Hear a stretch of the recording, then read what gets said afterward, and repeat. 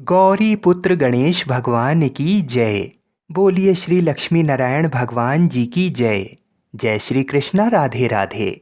आज ज्येष्ठ मास की कृष्ण पक्ष की एकादशी तिथि है और इस एकादशी को अपरा एकादशी के नाम से जाना जाता है। स्वयं भगवान श्री कृष्ण जी ने कहा है, ये अपार धन देने वाली एवं पुण्यों को प्रदान करने वाली तथा समस्त पापों का नाश करने वाली एकादशी है। अपरा अर्थात अतिरिक्त। जो प्राणी एकादशी का व्रत करते हैं उन्हें भगवान श्री हरि विष्णु जी की अतिरिक्त भक्ति प्राप्त होती है।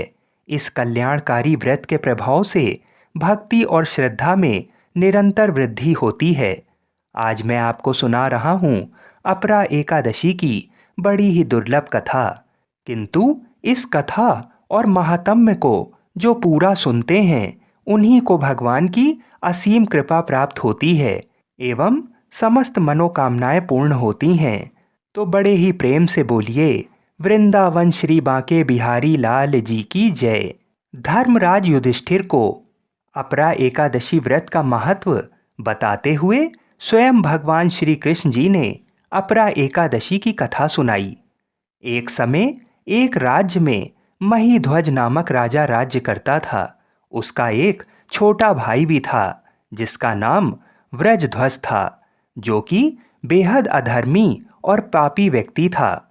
वह अन्याय के मार्ग पर चलने वाला और अपने भाई महीध्वज से द्वेष करने वाला था। एक बार व्रजध्वज ने अपने भाई के खिलाफ षड्यंत्र रचा और उसकी हत्या कर दी। हत्या के बाद वह अपने भाई का शव जंगल में ले गया और पीपल के पेड़ के नीचे गाड़ दिया। चूंकि राजा महीध्वज की अकाल मृत्यु हुई थी, उसके कारण उन्हें प्रेत योनि में जाना पड़ा और वह प्रेत आत्मा बनकर पीपल के पेड़ पर रहने लगा। प्रेत आत्मा बनने के बाद राजा वहां पर उत्पात मचाने लगा। तब एक दिन उस पीपल के पेड़ के सामने से धौम्य ऋषि गुजर रहे थे और उन्होंने उस प्रेत को देखा और देखते ही समझ गए कि ये तो वही राजा है जिसकी अकाल मृत्यु हुई थी। तब ऋषि ने उस प्रेत को पेड़ से नीचे उतारा और उसे परलोक विद्या के बारे में बताया। ऋषि धौम्य ने उस प्रेत आत्मा राजा को प्रेत योनि से मुक्ति दिलाने के लिए खुद एकादशी का व्रत रखा और भगवान विष्णु की विधि विधान से पूजा अर्चना की, जिससे प्रसन्न होकर भगवान विष्णु ने उनसे वरदान मांगने को कहा। तो ऋषि ने विष्णु जी से ये वर मांगा कि उस प्रेत आत्मा राजा को प्रेत योनि से मुक्ति मिल जाए। भगवान विष्णु ने ऋषि के कहने पर राजा को प्रेत योनि से मुक्त कर दिया। इसके बाद राजा ने दिव्य शरीर धारण कर धौम्य ऋषि को प्रणाम किया और पुष्पक विमान में बैठकर स्वर्ग को चले गए। उस दिन के बाद से ही लोग अच्छे कर्म प्राप्त करने और मोक्ष के मार्ग पर आगे बढ़ने के लिए अपरा एकादशी का व्रत रखते हैं। भगवान श्री कृष्ण जी कहते हैं, आज के दिन भगवान विष्णु के वामन रूप की पूजा की जाती है। आज ही के दिन भगवान शिव के केश से माँ भद्रकाली का जन्म हुआ था। इस कथा और महात्म्य को सुनने से 1000 गौदान का फल मिलता है। इसके बाद भगवान श्री कृष्ण जी युधिष्ठिर से कहते हैं, अब मैं तुम्हें इस व्रत की महानता को बताता हूँ, इसे ध्यान पूर्वक सुनो। अपरा एकादशी के व्रत के प्रभाव से ब्रह्म हत्या, प्रेत योनि, दूसरों की निंदा आदि से उत्पन्न पापों का नाश हो जाता है। इतना ही नहीं, स्त्री गमन, झूठी गवाही, असत्य भाषण, झूठा वेद पढ़ना, झूठा शास्त्र बनाना, ज्योतिष द्वारा किसी को भरमाना, झूठा वैद बनकर लोगों को ठगना आदि भयंकर पाप भी अपरा एकादशी के व्रत के प्रभाव से नष्ट हो जाते हैं। युद्ध क्षेत्र से भागे हुए क्षत्रिय को नरक की प्राप्ति होती है, किंतु अपरा एकादशी का व्रत करने से उसे भी स्वर्ग की प्राप्ति हो जाती है। गुरु से विद्या अर्जित करने के उपरांत जो शिष्य गुरु की निंदा करते हैं तो वे अवश्य ही नरक में जाते हैं। अपरा एकादशी का व्रत करने से इनके लिए स्वर्ग जाना संभव हो जाता है। तीनों पुष्करों में स्नान करने से अथवा कार्तिक माह में स्नान करने से अथवा गंगा जी के तट पर पितरों को पिंड दान करने से जो फल प्राप्त होता है वही फल अपरा एकादशी का व्रत करने से प्राप्त होता है। बृहस्पतिवार के दिन गोमती नदी में स्नान करने से, कुंभ में श्री केदारनाथ जी के दर्शन करने से तथा बद्रिक आश्रम में निवास करने से तथा सूर्य ग्रहण एवं चंद्र ग्रहण के समय कुरुक्षेत्र में स्नान करने से जो फल सिंह राशि वालों को प्राप्त होता है वह फल अपरा एकादशी के व्रत के समान है। जो फल हाथी घोड़े के दान से तथा यज्ञ में स्वर्ण दान से प्राप्त होता है वह फल अपरा एकादशी के व्रत के फल के समान है। गौ तथा भूमि या स्वर्ण के दान का फल भी इसके फल के समान होता है। पाप रूपी वृक्ष को काटने के लिए ये व्रत कुल्हाड़ी के समान है तथा पाप रूपी अंधकार के लिए सूर्य के समान है। अपरा एकादशी के दिन श्रद्धा पूर्वक भगवान श्री विष्णु जी का और लक्ष्मी जी का पूजन करना चाहिए, जिससे अंत में विष्णु लोक की प्राप्ति होती है। हे राजन, मैंने ये अपरा एकादशी की कथा लोकहित के लिए कही है। इसके पठन एवं श्रवण से सभी पाप नष्ट हो जाते हैं। आइए अब बड़े ही प्रेम से मनोकामनाओं की पूर्ति करने वाली कथा को सुनते हैं। एक गांव में भागवत कथा का आयोजन किया गया। पंडित जी भागवत कथा सुनाने आए। पूरे सप्ताह कथा वाचन चला। पूर्ण आहुति पर दान दक्षिणा की सामग्री इकट्ठा कर घोड़े पर बैठकर पंडित जी रवाना होने लगे। उसी गांव में एक सीधा साधा गरीब किसान भी रहता था। उस किसान ने उनके पांव पकड़ लिए। वह बोला, पंडित जी महाराज, आपने कहा था कि जो ठाकुर जी की सेवा करता है उसका बेड़ा पार हो जाता है। आप तो जा रहे हैं। मेरे पास ना तो ठाकुर जी हैं, ना ही मैं उनकी सेवा पूजा की विधि जानता हूँ। इसलिए आप मुझे ठाकुर जी देकर पधारें। पंडित जी ने कहा, चौधरी तुम ही ले आना। किसान ने कहा, मैंने तो कभी ठाकुर जी को देखा नहीं है, लाऊंगा कैसे। पंडित जी को घर जाने की जल्दी थी। वह किसान से अपना पीछा छुड़ाना चाहते थे। उन्होंने जल्दबाजी में अपना भांग घोटने का सिलबट्टा उसे दे दिया और बोले, ये ठाकुर जी हैं, इनकी सेवा पूजा करना। किसान ने कहा, महाराज मैं सेवा पूजा का तरीका भी नहीं जानता, आप ही बताएं। पंडित जी ने कहा, पहले खुद नहाना, फिर ठाकुर जी को नहलाना, इन्हें भोग चढ़ाकर फिर खाना। इतना कहकर पंडित जी ने घोड़े को दौड़ाया और जल्दी से वहां से चल दिए। किसान बहुत ही सीधा और सरल आदमी था। पंडित जी के कहे अनुसार सिलबट्टे को बतौर ठाकुर जी अपने घर में स्थापित कर दिया। दूसरे दिन स्वयं स्नान कर सिलबट्टे रूपी ठाकुर जी को नहलाया। विधवा माँ का बेटा था, खेती भी ज़्यादा नहीं थी, इसलिए भोग में अपने हिस्से का बाजरी का टिक्का एवं मिर्च की चटनी रख दी।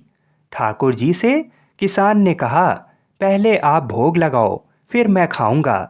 जब ठाकुर जी ने भोग नहीं लगाया तो बोला, पंडित जी तो धनवान थे, खीर पूड़ी एवं मोहन भोग लगाते थे।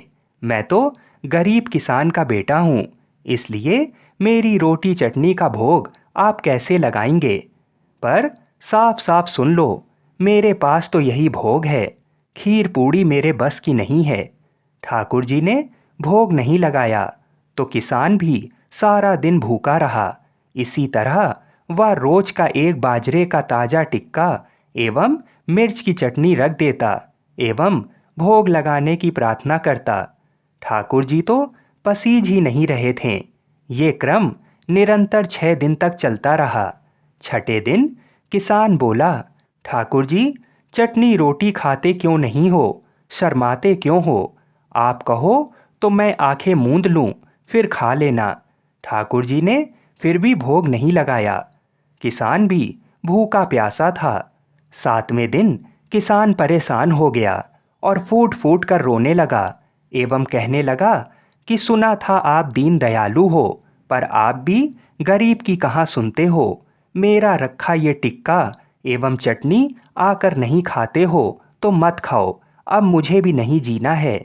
इतना कह उसने सिलबट्टा उठाया और सिर फोड़ने को तैयार हुआ। अचानक सिलबट्टे से एक प्रकाश पुंज प्रकट हुआ एवं किसान का हाथ पकड़कर कहा, देख किसान, मैं तेरी चटनी टिक्का खा रहा हूँ। ठाकुर जी बाजरे का टिक्का एवं मिर्च की चटनी मज़े से खा रहे थे। अब आधा टिक्का खा लिया तो किसान बोला, क्या ठाकुर जी मेरा पूरा टिक्का खा जाओगे? मैं भी 6 दिन से भूखा हूँ, आधा टिक्का तो मेरे लिए भी रखो। ठाकुर जी ने कहा, तुम्हारी चटनी रोटी बड़ी मीठी लग रही है, तुम दूसरी खा लेना। किसान ने कहा, प्रभु माँ मुझे एक ही रोटी देती है, यदि मैं दूसरी लूँगा तो माँ भूखी रह जाएगी।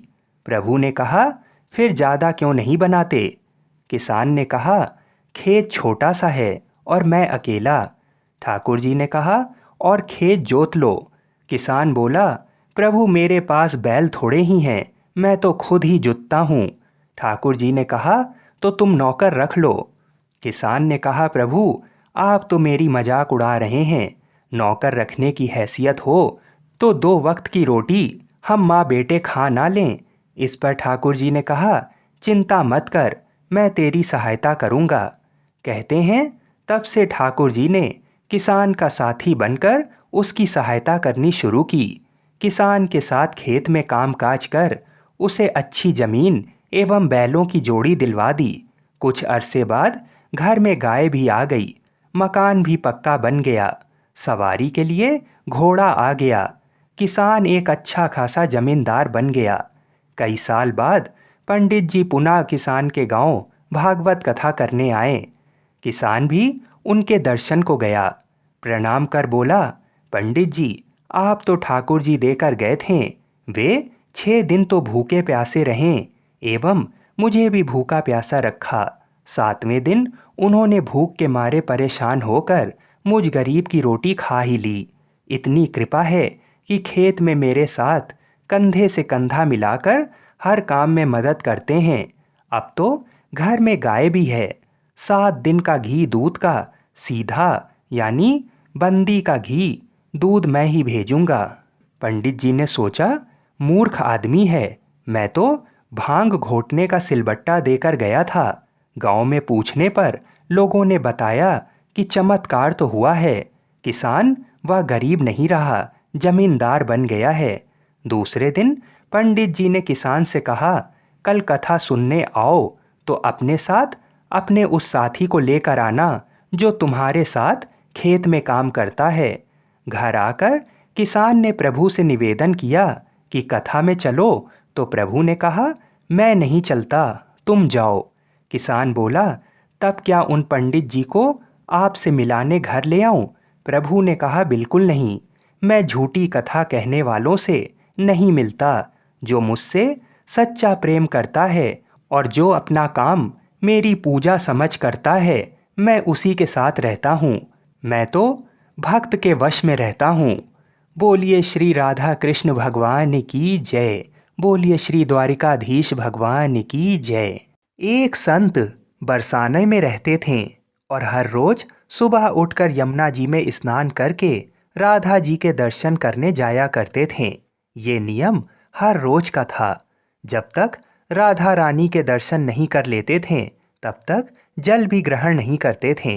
दर्शन करते करते तकरीबन उनकी उम्र 80 वर्ष की हो गई। वे संत रोज की तरह सुबह उठे और यमुना में स्नान किया और राधा रानी के दर्शन को चले गए। मंदिर के पट खुले और राधा रानी के दर्शन करने लगे। दर्शन करते करते संत के मन में भाव आया कि मुझे राधा रानी के दर्शन करते करते आज 80 वर्ष हो गए, लेकिन आज तक राधा रानी को कोई भी वस्त्र नहीं चढ़ाया। लोग राधा रानी के लिए कोई नारियल लाता है, कोई चुनरिया लाता है, कोई चूड़ी लाता है, कोई बिंदी लाता है, कोई साड़ी लाता है, कोई लहंगा चुनरिया लाता है, लेकिन मैंने तो आज तक कुछ भी नहीं चढ़ाया है। ये विचार संत जी के मन में आया, जब सभी मेरी राधा रानी के लिए कुछ ना कुछ लाते हैं तो मैं भी अपनी राधा रानी के लिए कुछ ना कुछ लेकर जरूर आऊँगा। लेकिन क्या लाऊं जिससे मेरी राधा रानी खुश हो जाएं? तो संत जी ये सोचकर अपनी कुटिया में आ गए। सारी रात सोचते सोचते सुबह हो गई। फिर वे उठकर स्नान किया और आज अपनी कुटिया में ही राधा रानी के दर्शन पूजन किए। दर्शन के बाद बाजार में जाकर सबसे सुंदर वाला लहंगा चुनरिया का कपड़ा लाएं और अपनी कुटिया में जाकर ही अपने ही हाथों से लहंगा चुन्नी को सिला और सुंदर से सुंदर उस लहंगा चुनरिया में गोटा लगाया। जब पूरी तरह से लहंगा चुन्नी को तैयार कर लिया तो मन में सोचा कि इस लहंगा चुनरिया को अपनी राधा रानी को पहनाऊंगा तो बहुत ही सुंदर मेरी राधा रानी लगेंगी। ये सोच करके आज संत जी उस लहंगा चुन्नी को लेकर राधा रानी जी के मंदिर को चलें। मंदिर की सीढ़ियां चढ़ने लगें और अपने मन में सोच रहे थे कि आज मेरे हाथों के बनाए हुए लहंगा चुन्नी राधा रानी को पहनाऊंगा तो मेरी लाडली खूब सुंदर लगेंगी। ये सोच कर ही वे जा रहे थे। इतने में ही एक बरसाना की लड़की आई और बाबा से कहती है, बाबा आज बहुत ही खुश हो, क्या बात है, मुझे भी बताओ। तब बाबा ने कहा कि लाली आज मैं बहुत खुश हूँ। आज मैं अपने हाथों से राधा रानी के लिए लहंगा चुन्नी बनाया है। इस लहंगा चुन्नी को राधा रानी जी को पहनाऊंगा और मेरी राधा रानी बहुत सुंदर दिखेंगी। तब उस लाली ने कहा, बाबा मुझे भी दिखाओ कि आपने कैसा लहंगा चुन्नी बनाया है। लहंगा चुनरिया को देखकर वो लड़की बोली, अरे बाबा राधा रानी के पास तो बहुत सारी पोशाकें हैं, उन्हें पहनाकर आप क्या करोगे? इससे अच्छा तो आप मुझे ही दे दो। तो महात्मा बोले कि बेटी तुमको तो मैं दूसरी बाजार से दिलवा दूंगा, ये तो मैं अपने हाथ से बनाकर राधा रानी के लिए लेकर आया हूँ, तुमको और कोई दूसरी दिलवा दूंगा। लेकिन उस छोटी सी बालिका ने उस महात्मा का दुपट्टा पकड़ लिया और कहने लगी, बाबा ये मुझे दे दो। पर संत भी जिद करने लगे कि मैं तुम्हें दूसरी दिलवा दूंगा। लेकिन उस कन्या ने उनकी बात ना सुनी और संत के हाथ से वह लहंगा चुन्नी छीनकर भाग गई। अब तो बाबा को बहुत ही दुख लगने लगा कि मैंने आज तक राधा रानी को कुछ भी नहीं चढ़ाया था, लेकिन जब मैं लेकर आया तो ये लाली उसे लेकर भाग गई। मेरा तो जीवन ही खराब है, अब मैं क्या करूँगा? ये सोचकर संत उसी सीढ़ियों में बैठकर रोने लगे। इतने में कुछ अन्य संत वहाँ आए और पूछा, क्या बात है बाबा, आप क्यों रो रहे हैं? तो बाबा ने उन संतों को पूरी बात बताई। संतों ने बाबा को समझाया और कहा कि आप दुखी मत हो, कल दूसरी लहंगा चुन्नी बनाकर राधा रानी को पहना देना। चलो राधा रानी के दर्शन तो कर लो। इस प्रकार संतों ने बाबा को समझाया। बाबा मनी मन सोच रहे थे कि हो सकता है कि मुझसे कोई गलती हो गई होगी, जिससे लगता है कि किशोरी जी की यही इच्छा थी। शायद राधा रानी मेरे हाथों से बनी पोशाक पहनना ही नहीं चाहती थीं। ऐसा सोचकर बड़े दुखी होकर जा रहे थे। थोड़ी देर बाद मंदिर में आकर राधा रानी के पट खुलने का इंतजार करने लगे। थोड़ी ही देर बाद मंदिर के पट खुले तो संतों ने कहा, अरे बाबा देखो तो आज हमारी राधा रानी बहुत ही सुंदर लग रही हैं। संतों की बात सुनकर जैसे ही बाबा ने अपना सिर उठाकर देखा तो जो लहंगा चुन्नी बाबा अपने हाथों से बनाकर लाए थे वही आज राधा रानी ने पहना था। बाबा बहुत ही खुश हो गए और राधा रानी से कहा, हे राधा रानी आपको इतना भी सब्र नहीं रहा, आप मेरे हाथों से मंदिर की सीढ़ियों से ही लेकर भाग गईं, ऐसा क्यों? सर्वेश्वरी श्री राधा रानी ने कहा कि बाबा आपके भाव को देखकर मुझसे रहा नहीं गया और ये केवल पोशाक नहीं है, इसमें आपका प्रेम है, इसलिए तो मैं खुद ही आकर आपसे लहंगा चुन्नी छीन कर भाग गई। इतना सुन कर के बाबा भाव विभोर हो गए और बाबा ने उसी समय किशोरी जी का लाख लाख धन्यवाद किया। बोलिए श्री राधा कृष्ण भगवान की जय। मित्रों, कोई भी एकादशी बिना एकादशी माता की कथा सुने पूर्ण नहीं मानी जाती है। इसलिए आइए बड़े ही प्रेम से एकादशी माता की कथा को सुनते हैं। एक बूढ़ी माँ ने एक बार एकादशी का व्रत रखा। बड़ा ही भाव भक्ति से पूजा अर्चना की। उन्हें वृद्धावस्था में क्या बाधा थी, वे तो अपने पुत्र पौत्रों की सुख सुविधा के लिए व्रत रखने लगी थीं। वे दिन भर तो जरा कठोर मन करके अपनी प्यास को रोके रहीं। दिन में पूजा पाठ किया, कथा सुनी और पंडित जी को मिट्टी के पात्र में भरकर पानी और ऋतुफल दान में दिए। दोना भर भर के बूरा शक्कर वितरण किया।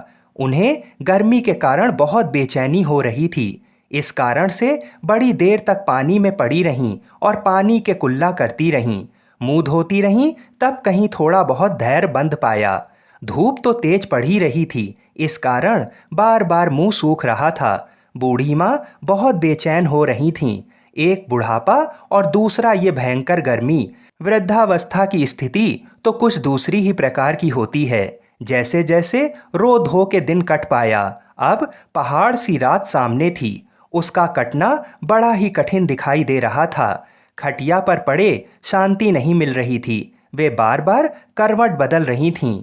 अनेक बार वे बाहर जातीं और भीतर आतीं। उन्हें घर के अंदर शांति नहीं थी। वे पड़ी पड़ी एकादशी माता का स्मरण करती रहीं। वे कहती रहीं कि हे माता जी, आप मेरी लाज रखिएगा, आप ही मुझे शक्ति दे दीजिएगा, जिससे मैं भली भांति आपका व्रत कर सकूं और ये पहाड़ सी रात शांतिपूर्वक व्यतीत हो सके। प्यास के कारण बूढ़ी माँ की बेचैनी तो बढ़ ही रही थी। उन्होंने धैर्य रखने का बहुत प्रयास किया, किंतु सहनशीलता की सीमा टूट गई और वे घबरा कर एकदम चिल्ला पड़ीं। बोलीं कि बचाओ बचाओ। अम्मा का चिल्लाना सुनकर परिवार भर के नर नारी, बच्चे और पड़ोसी एकत्रित होकर बूढ़ी अम्मा की खटिया के समीप पहुंच गए। सबने पूछा कि अम्मा जी, आपको क्या हुआ? आप क्यों चिल्ला रही हैं? आप इस वृद्धावस्था में ये कठिन व्रत क्यों कर रही हैं? अम्मा जी, शक्ति से ही भक्ति होती है। थोड़ी ही देर में वे फिर से बोलीं कि अरे, हमारे तो प्राण ही निकले जा रहे हैं। मेरी छाती पर ठंडे पानी का घड़ा रख दीजिए। नातियों ने दादी की छाती पर ठंडे पानी का पात्र रख दिया। तब कहीं उन्हें थोड़ा बहुत आराम मिला और थोड़ी देर के लिए उन्होंने अपनी आंखें बंद कर लीं। एकादशी माता ने सोचा कि ये बूढ़ी अम्मा हैं तो बहुत कठोर, जरा जाकर उसकी परीक्षा लेना चाहिए। वे आधी रात को मुर्गा बनकर टेर लगाने लगीं। मुर्गा की आवाज़ सुनकर दादी जल्दी से उठीं और बाहर जाकर आसमान की ओर देखा, किंतु आसमान में कहीं उन्हें प्रातःकालीन तारा दिखाई नहीं दिया। वे सोचने लगीं कि ये मुर्गा क्यों और कैसे बोल गया। उन्हें प्यास तो लगी रही थी। थोड़ा बहुत उनका मन भी विचलित होने लगा था, किंतु अंत में उन्होंने दृढ़ निश्चय किया कि मैं अब व्रत को पूर्ण करके ही छोड़ूंगी, चाहे भले ही मेरे प्राण निकल जाएं। ये सोचकर फिर वे खटिया पर शिथिल होकर लेट गईं। थोड़ी ही देर में एकादशी माता ने उनकी फिर से परीक्षा लेनी चाहिए। एक छोटी सी बालिका एक गिलास में शरबत लेकर उनके सिरहाने खड़ी हो गई और जोर से बोली कि दादी जी, सवेरा हो गया है, आप हाथ मुंह धोकर शरबत पी लीजिए। पहले तो शरबत का गिलास देखकर उनका मन ललचाने लगा, किंतु अचानक व्रत का स्मरण हो आया और उन्होंने सोचा कि मैं किसी भी प्रकार से अभी शरबत नहीं पी सकती हूँ, और वे शांतिपूर्वक अपनी खटिया पर लेट गईं। फिर थोड़ी ही देर में उन्हें ऐसा लगा जैसे किसी ने उन्हें पानी के कुएं में पटक दिया हो। वे बड़ी देर तक उस कुएं में हाथ पांव चलाती रहीं, किंतु उन्होंने अपने मुंह में पानी की एक बूंद भी नहीं जाने दी और वे दृढ़तापूर्वक अपना व्रत पालती रहीं। थोड़ी ही देर में ना जाने कहाँ से सामने आग जलने लगी, जिससे भारी गर्मी बढ़ने लगी। प्यास के कारण प्राण निकलने लगे, किंतु बूढ़ी अम्मा का कुछ भी नहीं बिगाड़ पाया। वे जहाँ की तहाँ मुस्कुराती हुई सी बैठी रहीं। थोड़ी ही देर में बाहर प्रकाश दिखाई देने लगा। ऐसा लगा कि जैसे सवेरा हो गया हो। बूढ़ी अम्मा ने जब बाहर निकल कर देखा तो समझ गईं कि अभी सवेरा होने में 3-4 घंटे की देरी है। ये जानकर वे शांतिपूर्वक इधर उधर घूमने फिरने लगीं। एकादशी माता ये बात अच्छी तरह से समझ गईं कि ये बूढ़ी अम्मा किसी भी प्रकार से अपने व्रत से नहीं टल सकती हैं। वे उनके सत्य व्रत को अच्छी तरह से समझ गईं। सवेरा होते ही बूढ़ी माता ने स्नान किया, भगवान का पूजन पाठ किया, एकादशी माता की कथा सुनी। ब्राह्मणों को दक्षिणा देकर भोजन कराया, तब कहीं उन्होंने जल ग्रहण किया। कन्याओं को भोजन कराने के बाद अम्मा ने स्वयं भोजन किया। उस श्रेष्ठ व्रत के प्रताप से बूढ़ी अम्मा की आयु में वृद्धि हो गई। उनका घर परिवार हरा भरा हो गया। घर में अब उनके कोई अभाव नहीं रहा। वे हर तरह के सुख साधनों से संपन्न हो गईं। नाती नातिनों से उनका घर भर गया और वे उसी दिन से 12 महीने की एकादशी का व्रत करने लगीं। एकादशी माता के व्रत के प्रताप से इस संसार में हर प्रकार के सुख भोग कर अंत में वैकुंठ धाम को चली गईं। जैसे एकादशी माता ने बूढ़ी माता और उनके परिवार को हरा भरा किया, ऐसे ही एकादशी माता हम सभी की मनोकामनाओं को पूर्ण करें। बोलिए श्री लक्ष्मी नारायण भगवान की जय। आइए अब बड़ी ही श्रद्धा और प्रसन्न चित मन से इस मनोकामना को पूरी करने वाली तुलसी माता की कथा को सुनते हैं। तो आइए भगवान श्री लक्ष्मी नारायण जी के चरणों का ध्यान करते हुए कथा को सुनते हैं। सावर्णी मुनि की पुत्री तुलसी अपूर्व सुंदरी थीं। उनकी इच्छा थी कि उनका विवाह भगवान नारायण के साथ हो। इसके लिए उन्होंने नारायण पर्वत की घाटी में स्थित बद्री वन में घोर तपस्या की। दीर्घ काल तक तपस्या के उपरांत ब्रह्मा जी ने प्रसन्न होकर दर्शन दिया और वर मांगने को कहा। तुलसी जी ने कहा, सृष्टिकर्ता ब्रह्मदेव, आप अंतर्यामी हैं, सबके मन की बात जानते हैं। फिर भी मैं अपनी इच्छा आपसे बताती हूँ। मैं चाहती हूँ कि भगवान श्री नारायण मुझे पति रूप में मिलें। ब्रह्मा जी ने कहा, तुम्हारा अभीष्ट तुम्हें अवश्य मिलेगा। अपने पूर्व जन्म में किसी अपराध के कारण तुम्हें श्राप मिला है। इसी प्रकार भगवान श्री नारायण के एक पार्षद को भी दानव कुल में जन्म लेने का श्राप मिला है। दानव कुल में जन्म लेने के बाद भी उसमें नारायण का अंश विद्यमान रहेगा। इसलिए इस जन्म में पूर्व जन्म के पाप के शमन के लिए संपूर्ण नारायण तो नहीं मिलेंगे, लेकिन नारायण के अंश से युक्त दानव कुल जन्मे उस शापग्रस्त पार्षद से तुम्हारा विवाह होगा। शाप मुक्त होने पर भगवान श्री नारायण सदा सर्वदा के लिए तुम्हारे पति हो जाएंगे। तुलसी ने ब्रह्मा के इस वर को स्वीकार किया, क्योंकि मानव कुल में जन्म के कारण उस मायावी भोग को तो भोगना ही था। तुलसी बद्री वन में ही रहने लगी। नारायण का वह पार्षद दानव कुल में जलंधर के नाम से पैदा हुआ था। कुछ दिनों बाद वह भ्रमण करता हुआ बद्री वन में आया। यहाँ तुलसी को देखते ही वह उस पर मंत्रमुग्ध हो गया। तुलसी के सामने उसने अपने विवाह का प्रस्ताव रखा। इतने में ही वहाँ ब्रह्मा जी आ गए और तुलसी से कहा, तुलसी, जलंधर को देखो, कैसा देवोपम उसका स्वरूप है। दानव कुल में जन्म लेने के बाद भी लगता है जैसे इसके शरीर में नारायण का वास हो। तुम प्रस्ताव को सहर्ष स्वीकार कर लो। तुलसी को भी लगा कि उसकी तपस्या पूर्ण हुई, उसे इच्छित फल मिला है। जलंधर के साथ उसका गंधर्व विवाह हो गया और वह जलंधर के साथ उसके महल में पत्नी बनकर आ गई। जलंधर ने अपनी परम सुंदरी सती साध्वी पत्नी तुलसी के साथ बहुत दिनों तक राज्य किया। उसने अपने राज्य का इतना विस्तार किया कि देवलोक तक उसके अधिकार में आ गया। स्वर्ग का सुख भोगने वाले देवताओं की दशा भिखारियों जैसी हो गई। जलंधर किसी को कष्ट नहीं देता था, पर अधिकार और राज्य छिन जाने से सारे देवता मिलकर ब्रह्मा, विष्णु और शिव जी की सभा में गए तथा अपनी विपत्ति सुनाई। ब्रह्मा जी ने कहा, तुलसी परम साध्वी हैं, उसका विवाह जलंधर से मैंने ही कराया था। जलंधर को तब तक नहीं हराया या मारा जा सकता जब तक तुलसी को ना छला जाए।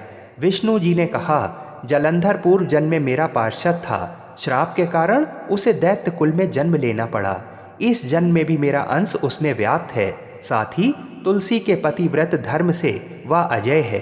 फिर देवताओं की सहमति से भगवान शिव ने जलंधर के पास संदेश भेजा कि या तो वह देवताओं को राज्य लौटा दे या फिर उनसे युद्ध करे।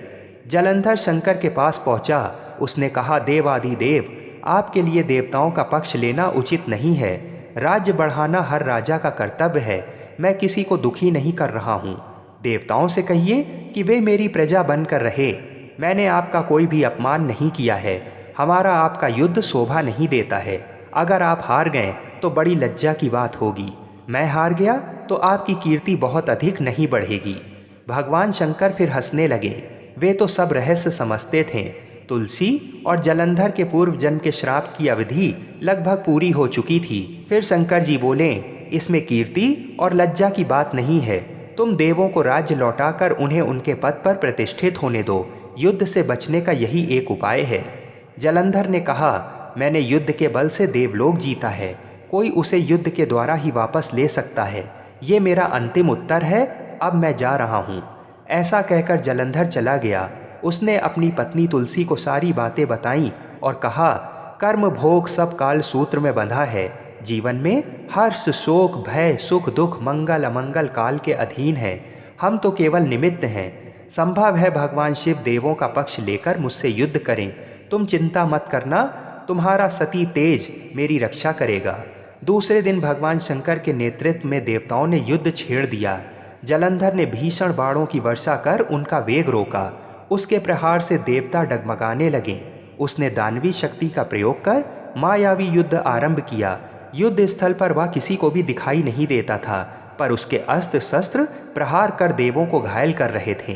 देवगण अपने अस्त्र चलाएं तो किस पर चलाएं, क्योंकि कोई शत्रु सामने था ही नहीं। कई दिनों तक इस तरह भयंकर युद्ध चला। जलंधर पराजित नहीं हुआ। तब शिव जी ने विष्णु से कहा, विष्णु कुछ तो उपाय करो, अन्यथा मेरा तो सारा यश मिट्टी में मिल जाएगा। विष्णु जी ने सोचा, बल से तो जलंधर को हराया नहीं जा सकता, इसलिए छल का सहारा लेना ही पड़ेगा। उन्होंने तुरंत अपना स्वरूप जलंधर जैसा बनाया और अस्त्र शस्त्र से सुसज्जित हो तुलसी जी के पास पहुंच गए। बोले, प्रिय, मैं युद्ध जीत गया। सारे देवता भगवान शंकर समेत हार गए। इस खुशी में आओ, मैं तुम्हें अपने अंग से लगा लूं। पति को प्रत्यक्ष खड़ा देख तथा विजय का समाचार सुन वह दौड़कर मायावी जलंधर के गले से लिपट गई। इस प्रकार पति पत्नी दोनों ने आलिंगन हो खूब खुशी मनाई। पर पुरुष के साथ इस प्रकार के व्यवहार से उसका सती तेज नष्ट हो गया। उसका सती तेज जो जलंधर की कवच के रूप में रक्षा कर रहा था, वह कवच नष्ट हो गया। जलंधर शक्तिहीन हो गया। ये जानते ही भगवान शंकर ने अपने त्रिशूल से प्रहार किया। त्रिशूल के लगते ही जलंधर जलकर भस्म हो गया। जलंधर के मरने को जानकर विष्णु अपने असली रूप में आ गए। सामने अपने पति जलंधर के स्थान पर भगवान विष्णु को खड़ा देख तुलसी बहुत विस्मित हुई। उसको पता लग गया कि स्वयं नारायण ने उसके साथ छल किया है। क्रोध में आकर तुलसी जी ने श्राप दिया, एक सती स्त्री का सतीत्व भंग करने के अपराध में तुम हृदयहीन पत्थर हो जाओ। विष्णु जी ने तुलसी के श्राप को सिरोधार्य कर कहा, देवी, तुम्हारे तथा जलंधर के कल्याण के लिए मुझे ऐसा करना पड़ा। तुम दोनों को श्राप मुक्त करना था। तुम भी अब अपना शरीर त्याग कर तुलसी बिरवा के रूप में जन्म लोगी और मेरी पूजा तुलसी दल से होगी। मैं शालीग्राम पत्थर बनूंगा। मेरे शीश पर तुम आदर से विराजमान होगी। तुम्हारे पति की हड्डियों के चूर्ण से शंख की उत्पत्ति होगी। उस शंख ध्वनि से देवताओं तथा मेरी पूजा आराधना होगी। जहाँ शंख ध्वनि होगी वहाँ मंगलमय मैं विराजमान रहूँगा। तुमने पूर्व जन्म में बद्री वन में मुझे पाने के लिए बड़ी तपस्या की थी। अब अगले जन्म में मैं नारायण प्रस्तर के रूप में बद्रीनाथ वन में स्थापित होऊंगा और मेरी पूजा अर्चना फल फूल से ना होकर तुम्हारी तुलसी दल से होगी। मेरे शीश पर विराजमान होकर तुम मुझसे भी ऊंचा पद प्राप्त करोगी। बोलिए श्री लक्ष्मी नारायण भगवान की जय। बोलिए श्री तुलसाजी शालीग्राम जी की जय। जय श्री राधे कृष्ण।